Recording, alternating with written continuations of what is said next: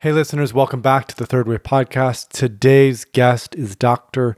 Amy Albright, executive coach, strategic advisor, and founder of Whole On Evolution. Knowing that there is this vast resource of all, and knowing that we're designed to navigate that, to have the information come to us, it's an incredible resource to leave on the table, just outright, and never pay attention to it. And then the question becomes, how deeply do we want to invest into it? And maybe what's limiting us in our capacity to enrich and really open our intuition for all of life and in our coaching practice.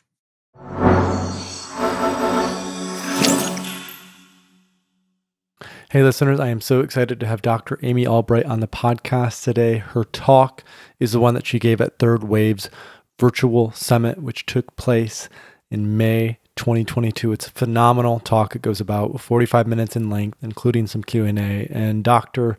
Amy Albright goes deep into the role of intuition in coaching. And she really unfurls what is intuition, how do we actually gain access to our intuition, and then how does that show up within a coaching container. Dr. Amy Albright is also a faculty in Third Wave's coaching certification program. And so you're really going to get a focused, lasered in look at the potential of intuition, of magic, of creation within any sort of coaching container. I brought her in as my own executive coach about 2.5 years ago for Third Wave. And she has also been a key strategic advisor, and now she's also a faculty for our training program. So this is a talk, a conversation, a podcast that I think is going to bring a lot of magic into your life. So who is Dr. Amy Albright? She is a new sort of oracle. She stands rooted in logic-based, science-driven work and can also see into the worlds beyond, with offerings ranging from neurofeedback, intensive retreats, to advanced coaching of visionaries and changemakers, to an upcoming launch of her mystery school. Dr. Amy Albright has worked for 2 decades with high-caliber individuals to change lives and scale businesses in powerful and integrated ways. At the core of all of her offerings is her practical and science-based approach to intuition, which she both lives by and teaches. All right, that's it for now. Let's dive into this talk from Third Wave's virtual summit that was given by Dr. Amy Albright. I hope you enjoy this talk as much as I did when I first had the chance to listen to it. I'll let you take it away. Yeah, sure. Well, I know that it has been an amazing virtual summit with so much information, so many beautiful different influences from these different speakers, all the beautiful questions and the richness of the community in their contributions as well. So I would actually, before we begin talking about intuition fully, invite us into an energetic experience, one that opens intuition and naturally opens the state of the experience of oneness, not just the concept and the construct of oneness. But before I do that, I do want to key up and just talk about what we're going to talk about after, so that you know that you do want to stay tuned, and so that it can also be included into the into this breath that we're about to do, into this experience we're about to have together. So like Paul said, I will be teaching on intuition. I feel like that has been my predominant skill set, even though I have skills developed in business and in natural medicine, and a host of other modalities as well. I feel like intuition is the through line that helps me to guide not only my life, but my business, my practice, and has been the key to not only my success and my successes, but also my feeling of success, basically my feeling of joy, my feeling of being connected and having meaning. So I'm happy to bring to you today some more insight, basically, on how to cultivate intuition and how that can play into a coaching practice. So the biggest framing will be intuition and what it is and how it shows up. Why intuition is natural, because a lot of us maybe have some conscious or subconscious blocks around it, how it already plays a role in our coaching and in our practice in general and in life.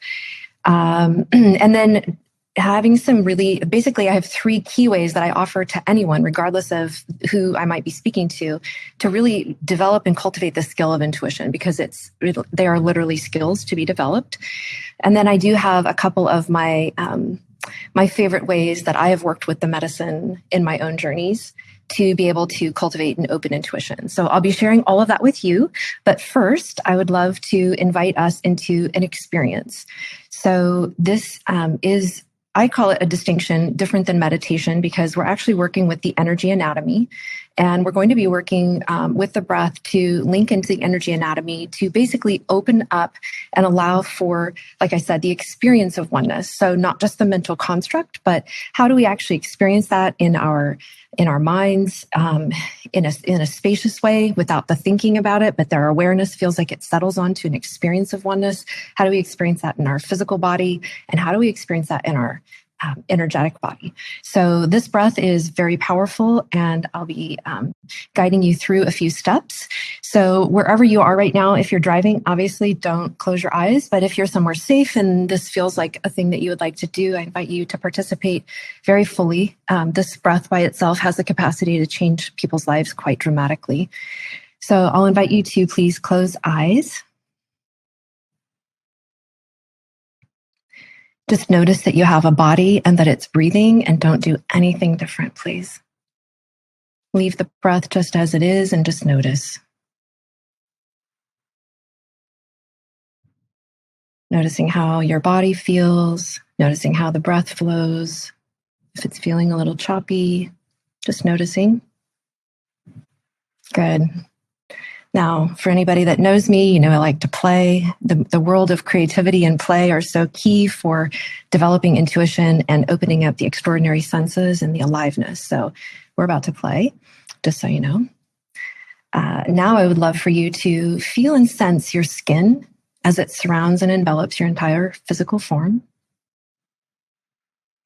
Largest organ of the body. Good, and you're just tuning in to the skin, including on the scalp, on the hands, the feet, the backside of the body. Good. And now, in the spirit of play and imagination and intuition, I'm going to invite you that you could sense the billions of pores of skin that you have all at the same time. Like I said, you better be in the mood for play, because you can't do it with your mind. Yeah, good. So we're just going to feel and imagine that we can sense all of those pores, and that now we just ever so gently and sweetly glide the breath through those pores of skin in the entire, covering the entire body, all at the same time. Good, gentle, sweet breaths. We're not efforting, just enjoying breath.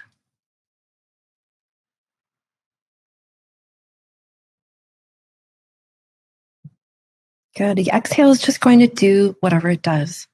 Right now, we're just focused on the in-breath and its sweetness, and experiencing or imagining the tactile sensation of air moving through the skin over the entire body, through those pores.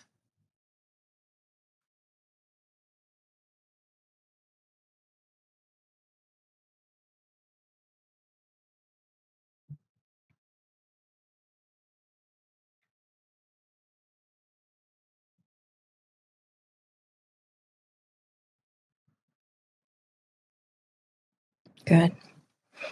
You have a body, and it's alive, and it is vibrant, and it is interconnected to everything. And you might be noticing a shift in how your physiology feels, maybe tensions dropping away, maybe the pace of the mind slowing down. Just enjoy a couple more breaths, and then we'll move to the next step.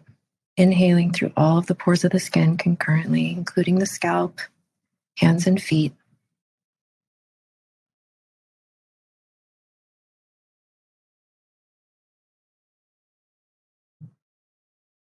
Good. Now I'd like for you to imagine and feel into the sacrum bone, which is the large triangle bone at the base of the spine. Beneath the sacrum is the tailbone. And the sacrum and the tailbone have a lot to do with safety and security.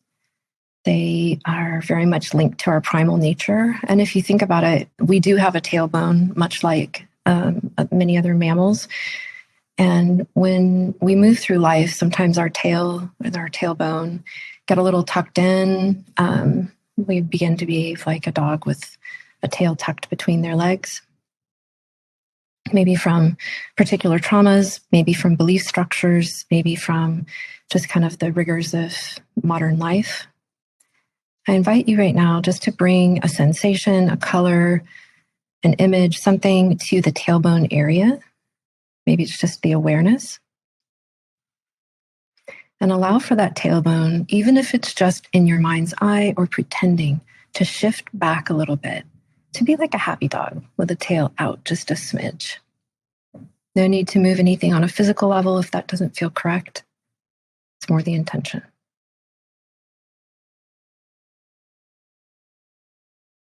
Good. And the other thing that the tailbone does is it serves as an energetic antenna, and it connects us to earth energy very powerfully. So by recalibrating and just enlivening this area, we're actually really tuning to the wisdom of earth. And here with eyes closed, I'll explain to you a bit about what the breath part is doing if we bring our awareness back to the breathing through the skin. What I've been shown is that by breathing through the skin, what we're doing is we're actually opening and enlivening the energy body that exists about a foot away from the physical body. And what I've learned over the years is that when this layer of our auric or energy body field gets shut down, that we go into pretending. We pretend that we are disconnected. We pretend that we are small. We pretend that we are alone. We fall into all of the illusions that basically lend to the suffering and also lend to the relative incapacity to create, to be joyful, and to really live out our full purpose and mission. So as we recalibrate our energy fields by shifting the tailbone ever so slightly, allowing for that happy dog kind of feeling, tuning to the earth, and then also as we allow for our skin to be breathed through, much like an infant, if you watch an infant breathe. So just feeling and experiencing that right now, and allowing yourself to, as you breathe through the pores of the skin, feel into that energy body around you, whatever that means to you. It might be a sensation, might be a coolness. Maybe you already were experiencing this. Good. All right, fantastic. So let's have another breath or two, and in a moment we will be transitioning, and then I will fill everybody in some more on intuition. Good. Thank you for having that shared experience with me, and I hope you enjoyed it. All right, so I love to approach the world from a very nonlinear, non-logical place, as much as I love to approach it from a linear and logical place. So this is part of how I kind of have a foot in two worlds. I know how to help people scale businesses, go through major business change. I can kind of do the practical world things of being a doctor and herbalist, and being able to also weave all of this other information that's basically just more data. Intuitive information is just, it is more information, and then it gives us all better choices to move from. So what intuition really is it's a felt sense knowing, and we have it in our body. It comes to us not from any obvious deliberation of the mind, but through some more felt experience, some more subtle experience. So it can come in a hunch. It could be the thing that puts all the things together. It can be as simple as an image, which you may perceive as a memory in a certain moment. It could be a whisper. It could be a knowing, a felt experience in the body. There's basically an endless numbers of ways, like specific types of ways that information can come in, and all of them are valid. and all of them are beautiful, including those of the mind. But we're going to be focusing on the intuition that reaches in its capacity far further than the mind. The way that I like to think about the framing of this is that the mind can know what the mind knows, and it works with information that is typically more in the 3D world. It's the felt objects, it's the known things in the intellect, and it works with memory and recall. And it definitely has the capacity to put together bigger gestalt items and be able to solve problems. And our minds are beautiful instruments. When I feel into what exists inside of the totality of the all, what I realize is that we have this vast resource and that we can't possibly know what all there is to know. And that by basically utilizing the mind, definitely, but also making it a dedicated practice to really, in a daily practice way, decide to cultivate that intuition and that capacity to pull in resource from the all. I don't think of intuition as dropping into the heart and living from the heart. I think that it includes the heart, but I think that it actually includes all of it, the entire physical energy body, all dimensions of self and all dimensions of creation concurrently. And that also includes the mind.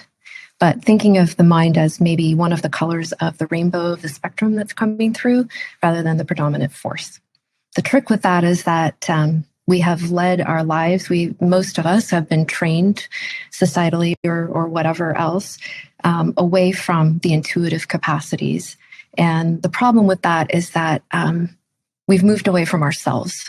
Essentially, the intuition is our natural state. It's something that was there in the hunter and gatherer days. If you think about it, how did they know where the game were? How did they know if this berry was poisonous or not? Now, maybe they just tried the poisonous berry and found out the hard way. I'm not saying that that didn't happen, but how did they actually learn all of the different ways that those herbal medicines were to be applied and develop these incredible bodies of understanding? I do believe that it came from intellect, but I also believe that it came directly via downloads or Gnostic knowing. And how did they know, for instance, back in days when we lived closer to the land, where there was a snake ahead of them in the bush? Maybe they felt it before they saw it or heard it. So intuition is a part of our epigenetic wiring. And I believe that, unfortunately, due to major things like colonization and kind of basically the stripping away of a lot of the indigenous knowings throughout the entire world, that we have moved away from our lens of seeing the world as alive, interconnected, and being intuitive beings inside of that state. So intuition, as we cultivate it, is actually a way to honor our ancestors, even if a lot of the heritage, the traditions, the languages have been lost.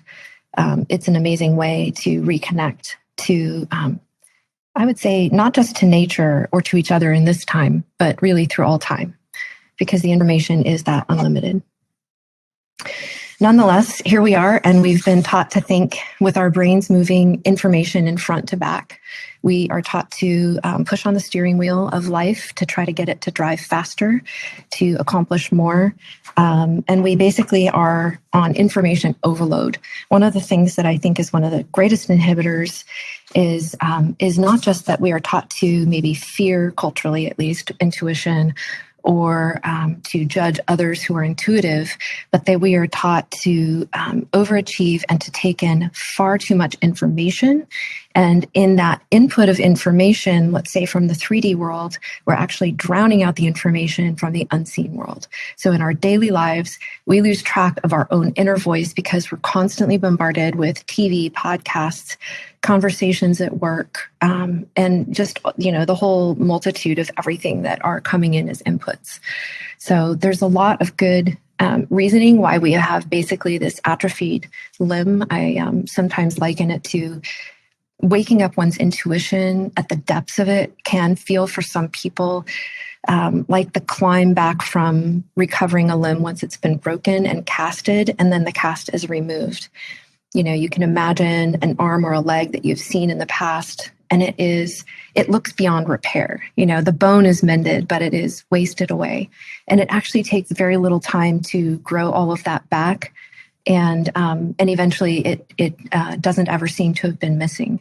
And I would like to invite us into the framing that is essentially what's happened to our intuitive capacities, and that intuitive capacity is truly and genuinely designed to be ours.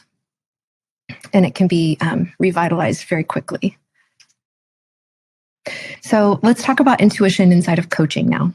So even if we've gone to the most logical, question and answer kind of driven, structured coaching trainings as a part of our lineage, if that's what we've studied, if that's what we're comfortable with and familiar with.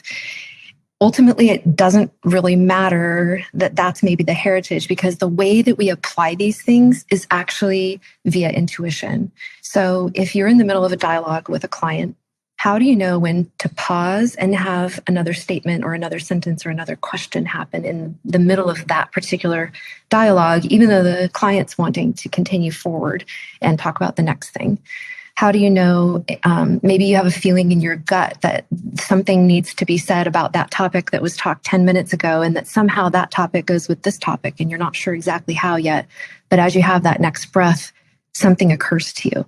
And then you speak out into the space, and then, the conversation shifts. The client has an insight.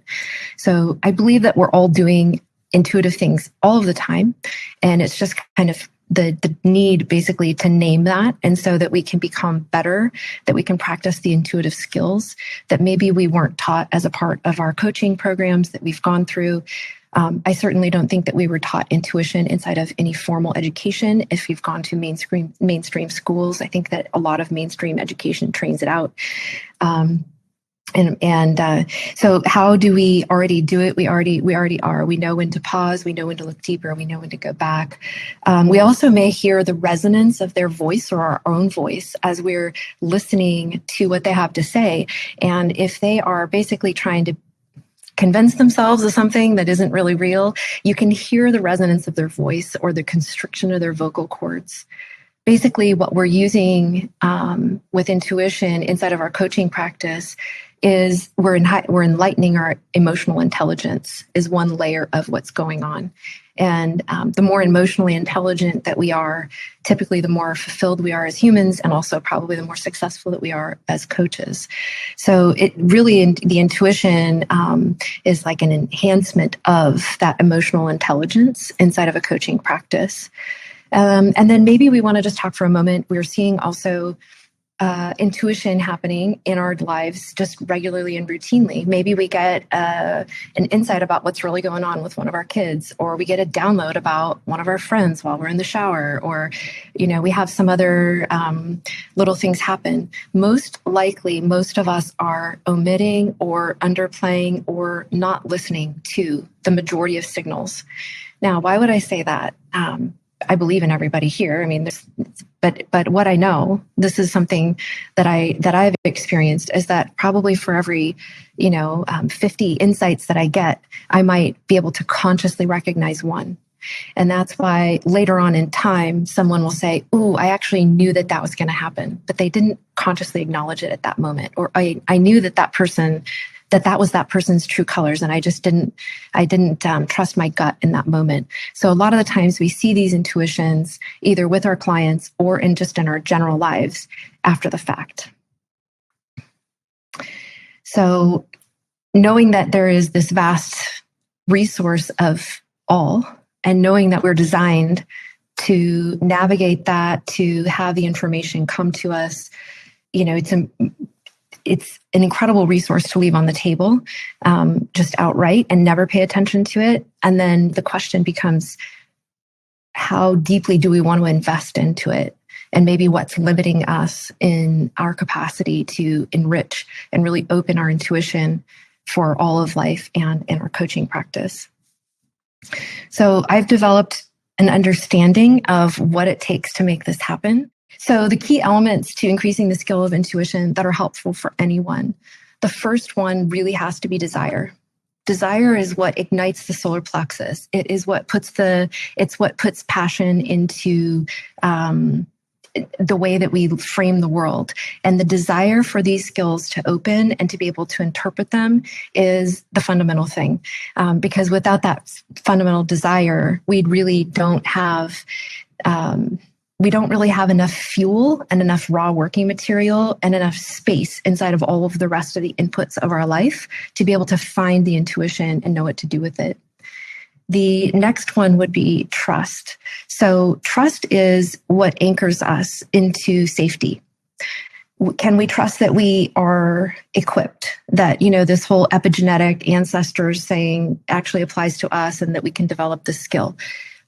Or another element of trust is, do we trust that we can hear the right things or know the right things or feel the right things and be able to apply them responsibly?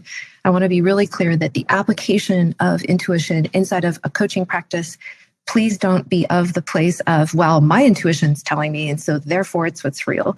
That is not a responsible way to work with any of this. And so, yeah, that is not, that's not what we're advocating here.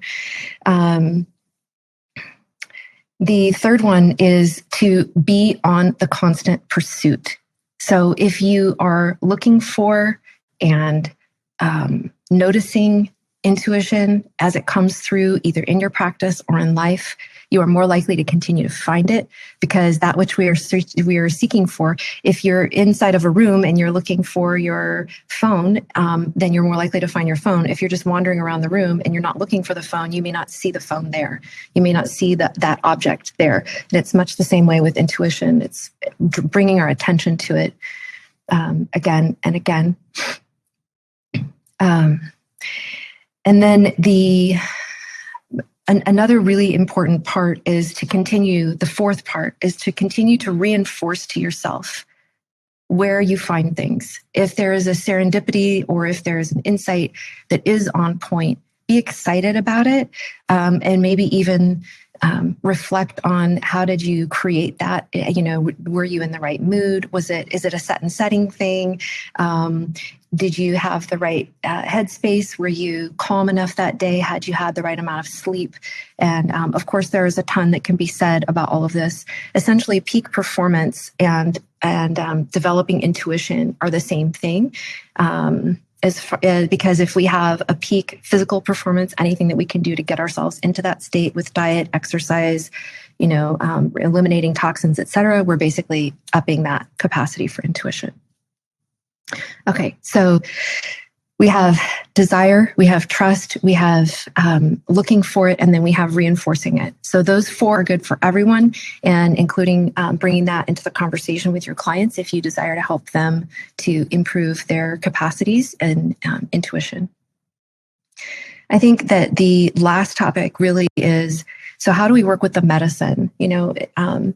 For those that are working with medicines right now, I'm sure that you have had incredibly mystical or lovely healing or, some sort of amazing shift in order for you to want to be a part of all of this.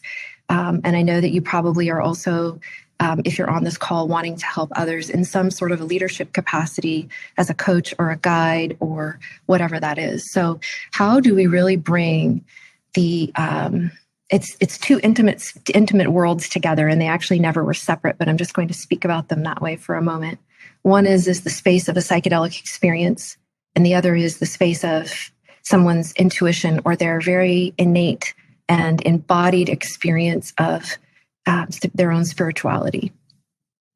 So how do these things actually intersect, or how are they actually woven basically as one? So to take that giant topic and to put it into something simple, because we do have time constriction, what I would like to offer is that if you are desiring to open your intuition using the medicine, to use the two basic things that I love to use. One is offer an intention or a prayer. So I always get very clear on what is my intention. This is a very, very intentional practice for me. This is sacrament. How do I proceed with full intentionality? And as a part of that, I know that there are things that I don't know, and I am consciously and intentionally reaching out to the worlds beyond, or some higher part of myself, or the powers that be, or the essence of the medicine, or all of those things, right? At the same time. And what I'm saying is, here I am with this level of awareness. Teach me, heal me, guide me, show me the way. I desire for my intuition to be opened. I want for my capacities as a woman, as a healer, as an intuit, as a powerful, positive force of change on this planet. I want to grow in all of those ways. And I basically surrender anything that is blocking and receive any and all messages that will help me in any capacities, including my intuitive capacities. And I offer that as a prayer or as an intention. And what I feel like that allows is for a greater permeability for this information to flow through. Okay. Now, I might then have my experience in which I have an insight about, let's say, I don't know, something to do with my sister, or I have something, this feeling in my throat that then opens into an insight around that I have to continue to express myself fully. Okay, awesome. Those are the experiences during the journey. And then what do I do with that after? So making sure to draw the through line from the intention, which was the prayer and the offering about opening to intuition and to the powers that be. And now I'm going to go back through and look at those same topics and say, okay, how is this topic with my sister, or this topic with my throat and fully expressing myself? How are those things related to this topic of intuition? And if I do as the medicine has instructed, or as I have seen during this time, what will that do for my intuition? And I say yes to it. And I don't have to understand it at all consciously, but basically framing and contextualizing all of that information and the beauty and the alchemy that takes place inside of, I say yes to my intuition, and then thank you for helping me with my intuition. And continuing that cycle, as often as I feel called to the medicine. That's been just really massive. The medicine is incredible at basically not only making these intuitive insights little whispers, but deep and profound, multisensory, and maybe even psychedelic experiences in that regard, like kind of the classic psychedelic experiences. That the opening that's there is actually just a moment in time. The journey space, the way that I utilize it, is that amplification. And then what I'm doing in the in-between spaces of the journeys is basically redialing into all of that access, because we have biologically all of that access available to us. I'm not familiar with every single entheogen at a molecular and a neurochemical level, but I am pretty sure that with most of them, we can generate either an identical or a similar experience endogenously inside of our own body without substance. So why not also utilize that and go ahead and tune into what that experience is and be able to live inside of that experience between the journey space as a practice of increasing intuitive capacities and also increasing joy, connection, and all the other amazing things. Okay. I am ready. You ready? I'm ready. Let's do Q&A. And the first question is from Aqua Marina, if that's the real name, Aqua Marina Marina. It's a double Marina. And I think the question is basically around, where is training for this sort of thing, for enhancing intuition? If someone's interested in deepening this practice, where can they learn that? How can they learn that process? Well, one way is that I'm a faculty member for the Third Wave Coaches Training Program. So I've had amazing feedback with even the amount that I've been able to just weave into this cohort's experience of the training, that they've really had an opening. So that's awesome. And I'll also be helping in an even deeper way in the future. So that is one possibility. And beyond that, I honestly, I don't know that I can recommend any other programs, unfortunately. But what I can say is that I'll be launching more of what I call my mystery school teachings in the fall, and that the format for that will be kind of a combination of retreat and online setting. And then immediately right now, I also offer a retreat where it's mystery school teachings combined with some pretty hardcore neurosciences. It's an applied neurosciences retreat. And I do that with my colleague, Dr. Drew Pearson. And it's extremely scientific and also extremely intuitive, all woven together. So you can check out more on that at dramyalbright.com or at wholeonexperience.com. Which is the link that we have above. And I went through that immersive in October of last year, and it uses something called neurofeedback to help tie up different parts of the brain and create more cross communication and all those yummy nerdy things. Yeah. In a longer talk, I would geek out on it, but we didn't have time. Totally. Yeah, we don't have time today. And Amy, so for our next coaching program, which we had about 100 people who were in Jared's Q&A today, Amy will be a core faculty in that, so she'll be leading a pod of 12 students through that entire coaching program, and then we'll also be on a retreat. So and that's what she was referring to earlier. So the next question is from Chloe, who we met in LA a couple months ago now. Chloe, it's good to see you here. Amy, nice. Would you be able to speak more to the intuition being the same as peak performance? Oh, sure. Well, what I mean is that it's not necessarily that it is the same, but that it is that when we are cultivating peak performance, we are also potentially then cultivating intuition. So removing biological barriers, removing junk food, processed food, inflammatory things from our diet, getting enough sleep, any kind of biohacking stuff, like if you guys are into ice baths or, whatever it is that you love to do, any and all of that are important. I'm a big advocate also of at least experimenting with going gluten-free and dairy-free. I know it's not that much fun in the beginning, but I've just seen so much lift for that for most people. And basically, when you get your body into it's your body and your brain into a very, very peak performance state, that's when a lot of what I call kind of the fog over the windshield lifts. A lot of people deal with some low-grade brain fog or a pretty intense brain fog on a regular basis. Or if gut health isn't correct, you can't really produce the neurotransmitters that you need in order to access these states. So those are just some basic examples of why we want to not just take care of our body as like this, thing that we drag through life and just kind of get by, but actually strive for peak performance, because the body, if we're not caring for it correctly, will actually be an inhibitor for transcendent states and intuition in general. Thank you. And just to reflect back a few things that we've woven throughout the summit, we earlier talked about inflammation and the role of chronic inflammation or being in inflamed states. And that often creates that fuzziness or that noise that both harms our intuition and then also often harms our performance. And so my experience has been the things that dampen intuition are the same things that are going to basically impair overall performance, and that the two go hand in hand as we move into deeper healing. Definitely. Yeah.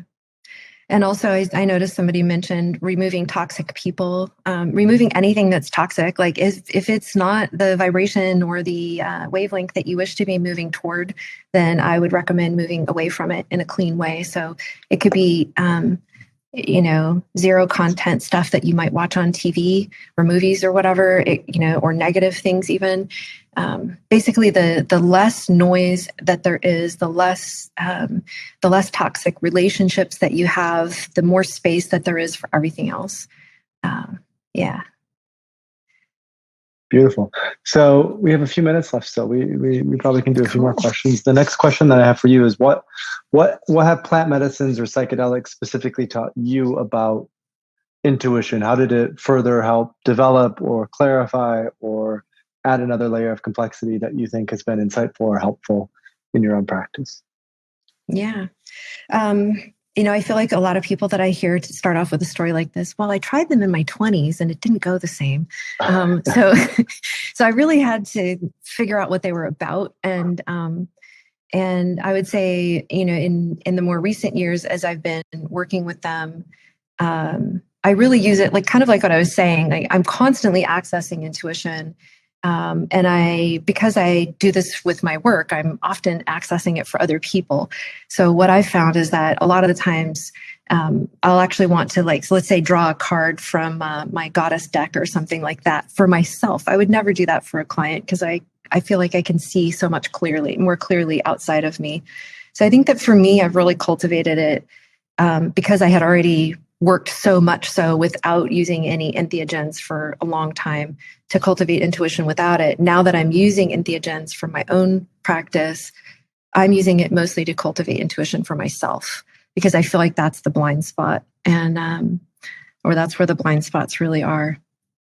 And I'll often write out a list of questions of what I know that I know how to answer, which I believe is everything. Like, even if it seems the unsolvable, I'll write out a list of questions and get really super clear on maybe 3 to 5 different areas of my life that I want massive insight and clarity on. And then I might leave those alone and not look back at them. And then the journey takes me to go and answer those things. Or it could be that I actually open up my journal and look at those as prompts and just look at one. I think anything taken in that space has to be taken in a very, in writing, it has to be very small. So it's like taking in one and then dropping deeply into a state of teach me, heal me, guide me, show me the way, and allowing for myself to receive real-time healing and insight and really dive deeply into that space. And then it can be followed with a question of how do I track this? How do I open to all of this more in my day to day? And so that the medicine and highest self can work together in that concert to know how step by step, as all of these things go, to continue to unravel if something is feeling wound tight or if it's not quite right. Because it's sometimes these bigger topics are not just a moment in time, but things to be solved over time. Beautiful. Well, we have one last question, and then we will wrap up for today. So I'll just end with a final question, I suppose. Like, what most excites you about the future of coaching, the future of intuition and coaching, and how psychedelics and neurofeedback will play into the development of that future? Yeah. So I've been working in peak performance even before I graduated from school, I was working with professional athletes and other top performers. Then it turned in more executives, all of that. And I realized at some point in my journey that the reason that I love working with peak performers is because I have this deep desire to continue to grow and evolve and to push the limits of what's possible. I am not content. And I think that I'll probably speak for most of us on this call. We're not necessarily content with what's been handed to us. And we want something more. And we know that more is possible. And what I love is that these entheogens truly are medicines. They're gentle, even if they kick your butt in a certain moment. And they can help us to heal and deeply fall into a place of safety and trust and evolve very, very quickly. So that in combination with intuitive coaching, where needle in a haystack, clients are like, want, and they're just talking about whatever. And you're like, that right there, that's the thing we're going to talk about. And you pull that out and then boom, you can create a massive shift, and being able to work with coaching, because we're not getting paid for our time, even if that is how we're technically getting paid. We're getting paid for impact. And I'm looking to how do we create the biggest impact? Because we have a world that's desiring some healing, and we have basically a new world order to create together. So in order to get there, it's going to take all of the tools and resources. The psychedelic aspect was a later piece for me because I didn't know if I wanted to, in full transparency, I didn't know if I wanted to get up and talk about it, right? It's like a whole nother thing to talk about it. But then I decided I couldn't. Now. I know. But then I kind of decided I couldn't. There's nothing I need to at least share my experience, because if I don't, it's too much holding in my voice, and it is not serving this global and deep transformation that I know that we are all co-creating right now. So, and then with the neurofeedback, that was the other piece that you asked. That's really, it's applied neurosciences, and I've been a neurosciences geek since I was a teenager. And what I love about that is much the same thing. It works in a very extremely different way than the plant medicines, but the effect is much the same as far as transformation in ways that the individual can't even conceive of for themselves.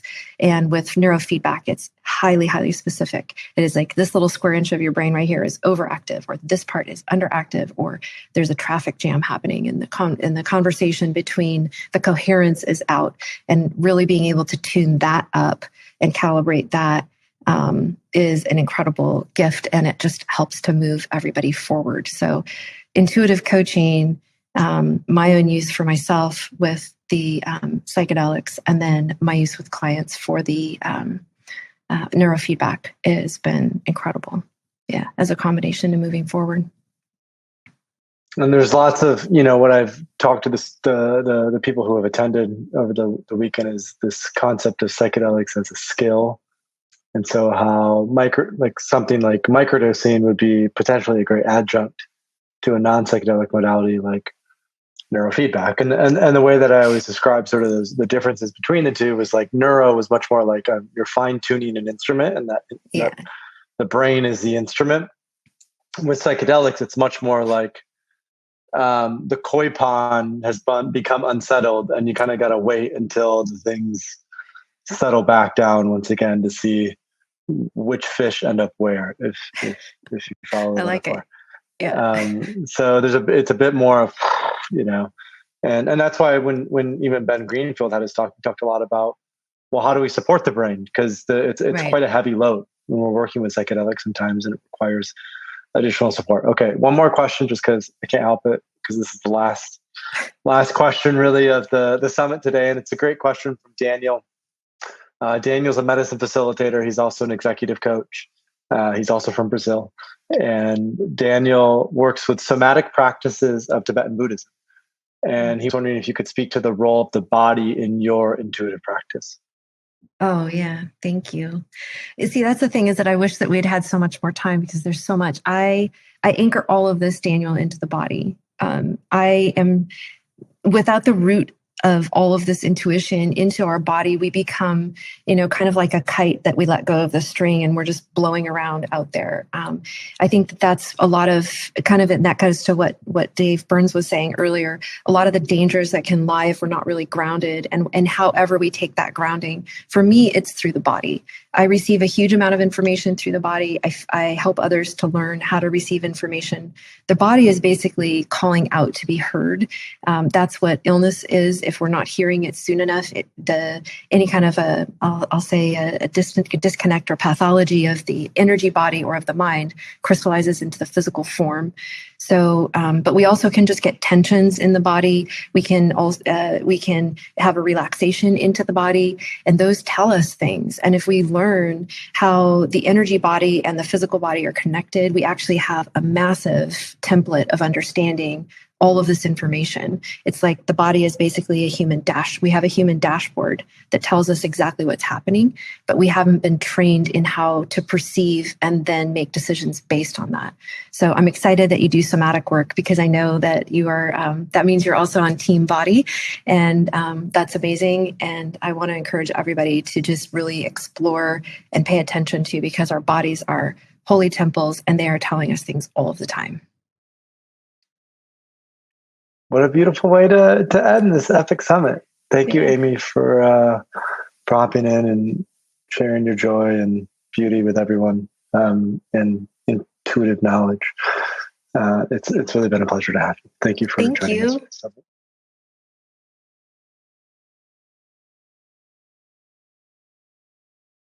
Thanks so much for watching. If you want to stay up to date on the third wave of psychedelics, subscribe to this channel and visit thethirdwave.co, where you'll find plenty of free resources on intentional and responsible psychedelic use.